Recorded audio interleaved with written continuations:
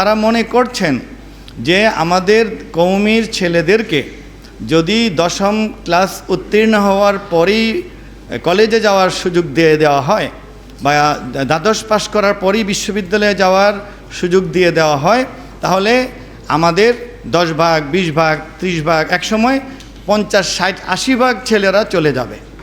আমার জানা মতে বাংলাদেশের মতো এতগুলো শিক্ষার ধারা পৃথিবীর কোথাও নাই, এমনকি পাকিস্তান, ইন্ডিয়াতেও নেই। বাংলাদেশে জেনারেল শিক্ষা, কওমি শিক্ষা, আলিয়া শিক্ষা, আবার কওমিদের উপশাখা নুরানি শিক্ষা, তারপর দারুল আরকাম শিক্ষা। ইতিমধ্যে দারুল আরকামকে সরকার বেতনও দিচ্ছে।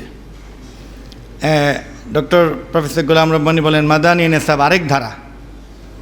তো এই যে আমরা বাংলাদেশকে বলা হতো, ঢাকাকে বলা হতো মদিনাতুল মাসাজিদ, মসজিদের নগরী, এখন হয়েছে অটো রিকশার নগরী। আমরা যদি অতটুকু করে দেই যে তারা তাদের আমল আখলাক, তাদের কওমিদের শিক্ষা দীক্ষা, এটা তারা এখান থেকে নেবে, যার ইচ্ছা তাকে স্বাধীনভাবে ওই বিশ্ববিদ্যালয়ে পরীক্ষা দেওয়ার সুযোগ দিয়ে দেওয়া, এতটুকুর সুযোগ যদি এরকম দেওয়া যায় যে এটা দাওরার আগেও হতে পারে, অথবা মানে কমপক্ষে এটা বিকল্প চিন্তা যে দাওরা পাশ করবে, এখান থেকেই সে যোগ্যতা, তাকওয়া পরহেজগারি সব কিছু অর্জন করে দাওরার বছর সে রেজিস্ট্রেশন করে এরপরে সে আলিম পাশ করবে।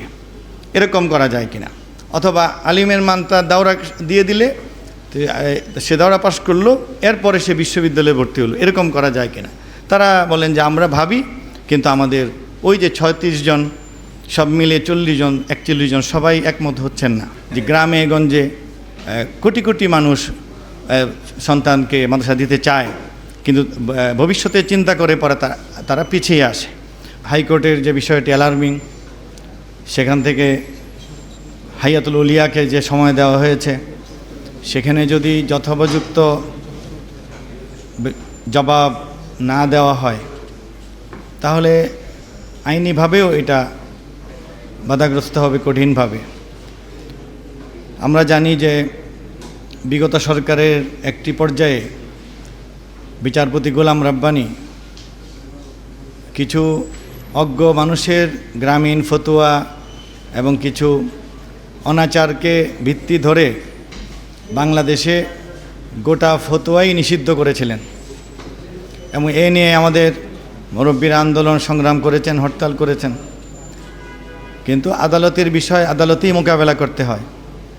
পরবর্তীতে আমাদের নেতৃবৃন্দ এবং ওলামায়ে কেরাম এই রায়ের বিরুদ্ধে সুপ্রিম কোর্টে আপিল করে 5 জন দেশের শীর্ষ আলেমদের এমিকাস কিউরি নিযুক্ত করিয়ে সম্ভবত 16 সনে এই রায় আদায় করেছেন যে যথাযথ শিক্ষিত মুফতিয়ানে কেরাম বাংলাদেশে ফতোয়া দিতে পারবেন। এখন স্বীকৃতির বিষয়টি যদি আমরা এভাবে দেখি যে বাংলাদেশের প্রেক্ষাপটে এটি খুবই কঠিন এক বিষয়, সহজে মেনে নিতে পারছেন না আমাদের মুরব্বীরা অনেকেই। কিন্তু দেখা যাচ্ছে যে এর চেয়েও আরও তাদের জীবন জীবিকার জন্য অনেক নিম্নমানের পেশায় যেতে হচ্ছে। তার এই মানে আপনার মধু বিক্রি করছে, কেউ দ্বিতীয় তৃতীয় বিয়ের কারখানা খুলেছে। তো এর চেয়ে তো বোধহয় সচিব হওয়া ভালো, এর চেয়ে তো ডক্টর মুশতাক আহমদ হওয়া ভালো। তো এই জন্য আমি মনে করি যে হজরতদেরকে হাতে পায়ে ধরে বুঝিয়ে যে হজরত 47-এর স্বাধীনতা তো আপনারাই নিয়েছিলেন, এই জুলাইয়ের যুদ্ধে যে আমাদের 8-10টি ইসলামী সংগঠন এবং যাত্রাবাড়ি যে বিপ্লব এবং ছাত্রদের যে অবদান যদি না থাকতো তাহলে আজকে আমরা কত পিছনে চলে যেতাম। তো এই যে সময় মতো দেখা যাচ্ছে যে আমরা সুযোগ পেলেও যোগ্যতার অভাবে টিকতে পারি না। এই জায়গাটাতে আমার একটা অনুরোধ থাকবে যে আমরা আমাদের সিলেবাস ইত্যাদি নিয়ে আন্তরিকভাবে আরও কিছু কাজ করতে হবে, যেন যোগ্য লোক আমরা দিতে পারি। বলা হচ্ছে যে অমুককে মন্ত্রী করা হয় না, কিন্তু আসলে কি মন্ত্রণালয় চালানোর মতো আমাদের 10 জন লোক আছে? আসলে কি সচিব হওয়ার মতো বা অন্যান্য বিষয়ে, পররাষ্ট্র বিষয়ে অতগুলি জ্ঞানী লোক আছে? তো আমাদের তো যোগ্যতারও দরকার আছে। এই জন্য আমি আমার একটা অবস্থান থেকে, আমার পরিচয় থেকে মহাসচিব মহোদয়কে কাছে গিয়ে বলেছি যে আপনি দয়া করে ইংরেজির ক্লাসগুলো একটু বাড়ান। তারপর তিনি রাজি হয়েছেন, সম্ভবত ইংরেজি বেড়েছে। তো কওমি সিলেবাসে ইংরেজি, বিজ্ঞান এবং কিছু আধুনিক বিষয় যুক্ত করা এটা সম্ভব, কারণ আল্লাহ তাআলা কওমিদের মেধা যে দিয়েছেন, আগের বক্তারা বলেছেন পৃথিবীর যে কোনো দেশে যে কোনো বিশ্ববিদ্যালয়ে গেলে এরা ভালো করছে। তো আমরা যেহেতু মালাবুদ্দা এবং আপনার গুলিস্তা বুস্তা বাদ দিয়েছি, ফার্সি বা কমিয়ে ফেলেছি, আমরা সেই জায়গায় আর আধুনিক 5টা বিষয় দেই না কেন? দিয়ে এতটুকু হওয়া, মধ্যপ্রাচ্যে যেমন আপনি সৌদি আরব সহ মধ্যপ্রাচ্যের সব দেশে একটা শিক্ষার ধারা, সেখানে দ্বাদশ শ্রেণী পর্যন্ত সবাই একই জিনিস পড়ে। এরপরে দ্বাদশে গিয়ে কেউ আলেম হয়, কেউ মুহাদ্দিস, কেউ ইমাম, কেউ আপনার অন্য পেশায় ডাক্তার, ইঞ্জিনিয়ার হচ্ছেন। তো আমরা দেখছি কি যে মধ্যপ্রাচ্যের যে কোনো একজন মানে সাধারণ পুলিশ কনস্টেবল, একজন ট্রাফিকও ইমামতি করতে পারছেন। মিশরে ছিলাম, সেখানে দেখেছি যে প্রত্যেক জেলার মুহাফেজ সেই জেলার সবচেয়ে বড় মসজিদে মানে খতিব হওয়ার যোগ্যতা রাখেন এবং খুতবা দেন।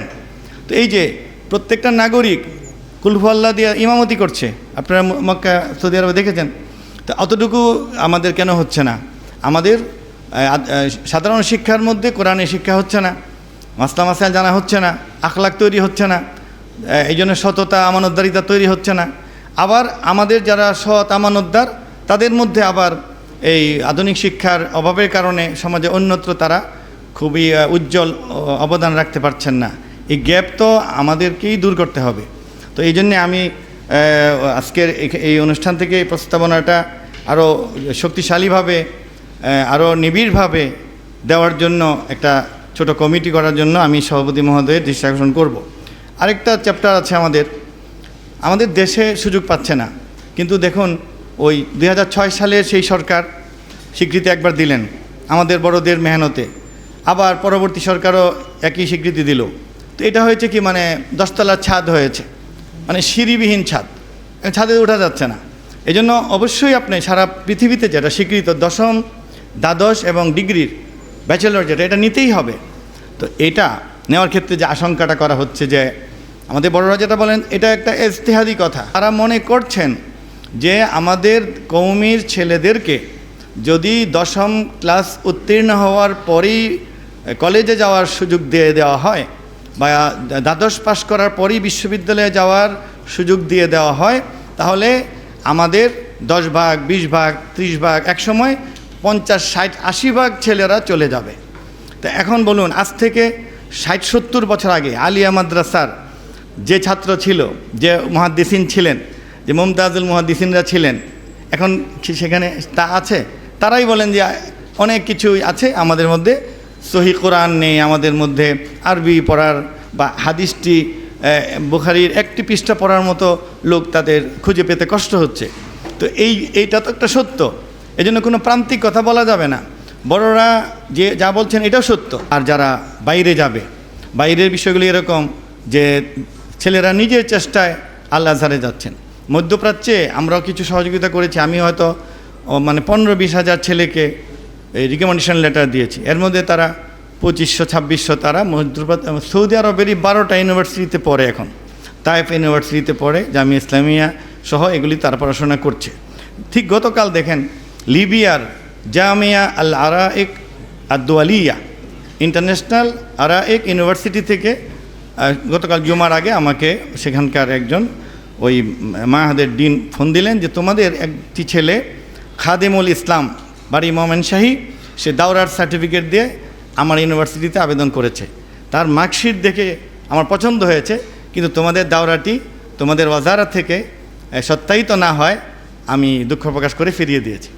এরপর সে আবার ফাজিল পাস করেছে, পরে ফাজিলে আবেদন করেছে, পরে সে এখন আমাকে অথরিটি বলছে যে আপনার সে রেফারেন্স দিয়েছে, আপনি তাকে একটি আবেদন করতে বলুন মন্ত্রণালয়ে, আপনাদের ধর্ম অথবা শিক্ষা মন্ত্রণালয় থেকে তাকে একটা প্রত্যয়নপত্র দিতে হবে, সাথে একটা এমইউ দিতে হবে, মানে ইত্তেফাকিয়াতুত তাআউন মুযাক্কিরাতুত তাফাহুম এরকম একটা দিতে হবে যে আমাদের ইউনিভার্সিটির সাথে আপনার সরকারের স্বীকৃতি আছে। মানে দেখা যাচ্ছে কি যোগ্যতায় অনেক ভালো, কিন্তু আমাদের ছেলেরা মন্ত্রণালয়ের একটি এগ্রিমেন্ট না থাকায় অথবা স্বীকৃতি চিঠি না থাকায় পারছে না।